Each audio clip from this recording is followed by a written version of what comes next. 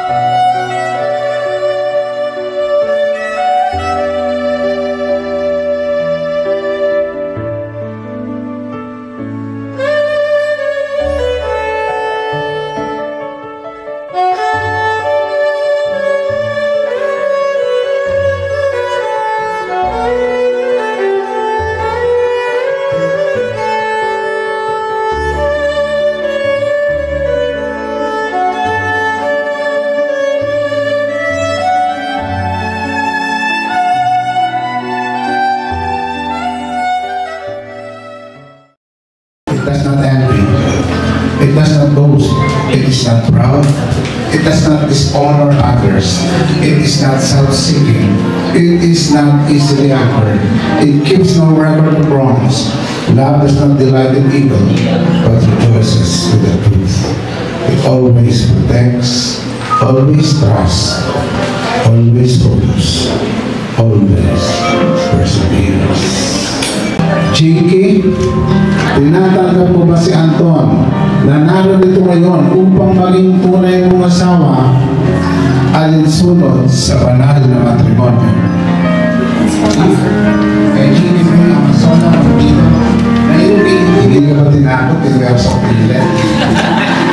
Para sa iyo, Mark Anthony Sansana, naparito ka ba ng kusang loob upang makipagsanditi kay GDP Amasola Mandito na iyong iibigin at paglilikuran bilang asawa? Oo, basta. Tinatanggap po ba si Chiki na narito ngayon upang maging tunay mong asawa alinsunod sa banal na matrimonyo? Yes, basta. Yeah. Chiki at Anton, nagmamahalan ba kayo dalawa at igagalang ang bawat isa bilang mag-asawa habang kayo ay nabubuhay? Oo, basta.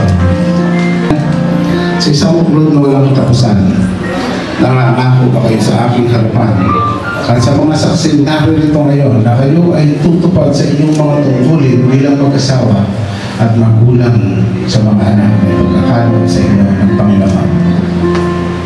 Ako, basta. Chiki, titigan mo maigi si Anton. Tingnan mo siya kung hindi ka pa magbabago ng isip. At habang nakatitig ka kay Anton, ay Chiki, repeat after me. Okay? Ulitin mo yung mga salitang sasabihin ko. Kay Chiki, repeat after me. Sa pangalan ng ating Panginoon, ako ay sumasang-ayon. Ako ay sumasang-ayon. At pumapayag na makasal sa iyo. Pumapayag na makasal sa iyo. Sabihin mo ang buong pangalan ng kapares mo. Mark Anthony Samson. Upang maging tunay mong asawa. Upang maging tunay mong asawa. Alinsunod sa banal na kautusan. Alinsunod sa banal na kautusan. At dahil dito, taos-puso kong ibinibigay sa iyo. Taos-puso kong ibinigay sa iyo. Ang aking sarili. Ang aking sarili. Bilang asawa mo. Bilang asawa mo. At pinapangako ko sa iyo. At pinapangako ko sa iyo. Na sa ating pagsasama. Na sa ating pagsasama. Bilang mag-asawa. Bilang mag-asawa. Ikaw ay aking aalagaan. Ikaw ay aking alagaan. Paglilingkuran. Paglilingkuran.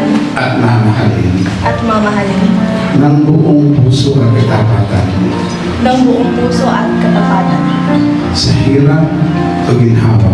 Sa hirap at ginhawa. Sa sakit o kalusugan. Sa sakit o kalusugan. Sa kahirapan o kasaganahan. sa kahirapan o kasaganahan, sa kabiguan o tagumpay, sa kaluluwan ng tagumpay, hanggang sa wakas ng aking buhay. hanggang sa wakas ng aming buhay.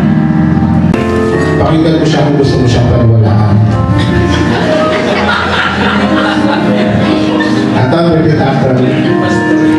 Sa pangalan ng ating Panginoon, Sa pangalan ng ating Panginoon, ako ay sumasangayon ako ay sumasangayon at pumapayag na makasal sa iyo. at pumapayag na makasal sa iyo. Sabihin mo ang buong pangalan ng iyong pagkares. Jingeme Amasola Mundito. Tama ba yung pangalan niya? Upang maging tunay mong asawa, Upang maging tunay mong asawa, alinsunod sa banal na kautusan. alinsunod sa banal na kautusan. At dahil dito, taos puso kong binibigay sa iyo Taos puso kong binibigay sa iyo ang aking sarili ang aking sarili bilang asawa mo. bilang asawa mo. At pinapangako ko sa iyo At pinapangako ko sa iyo na sa ating pagsasama na sa ating pagsasama bilang mag-asawa, bilang mag-asawa, ikaw ay aking aalagaan, ikaw ay aking aalagaan, paglilingkuran paglilingkuran, at mamahalin mamahalin ng buong puso at katapatan ng buong puso at katapatan sa hirap o ginhawa, sa hirap at ginawa, sa kahirapan o kasaganan, sa kabiguan at tagumpay, sa kabiguan at tagumpay, sa kabiguan at tagumpay, hanggang sa wakas ng aking buhay.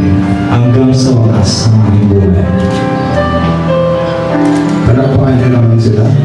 Unang nagpapasalamat ako sa Panginoon kasi ikaw yung binigay niya sa akin na unexpected sa buhay. Maraming salamat sa binibigay mong payo sa akin. Yung payo na unang-una makapagbigay tayo sa mga nangangailangan na kahit tayo, hindi naman talaga tayo mayaman. Pero pinapayo mo palagi na dapat nagbibigay tayo para sa iba. The man I never expect to come into my life, but it turns out that you're the one I'm going to marry. Naalala ko nung una kitang nakita, inis na inis ako sa nila yung di ba? Hindi ko in-expect na dadating tayo ngayon dito. I remember praying to God na gusto kong maasawa sa tamang panahon ng isang lalaking handa sa lahat ng bagay, hindi lang sa financial, kundi sa mental, physical, and emotional. At ikaw yun, at ngayon ang tamang panahon. Naman I've been looking for. I like how responsible you are and how you truly loves me. Not just me, but also my family. A good mother in our future kids. I can't wait to grow old with you. Mahal naman kita, Antonio.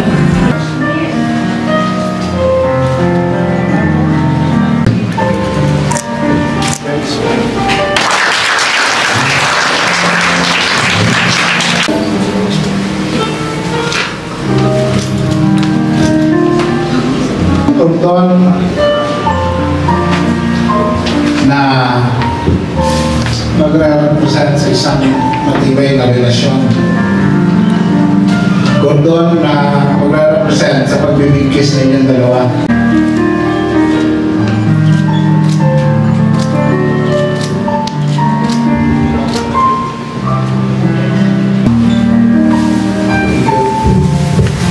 Yung salita ng Panginoon na dapat binabasa kayo ay dalawa. And now, the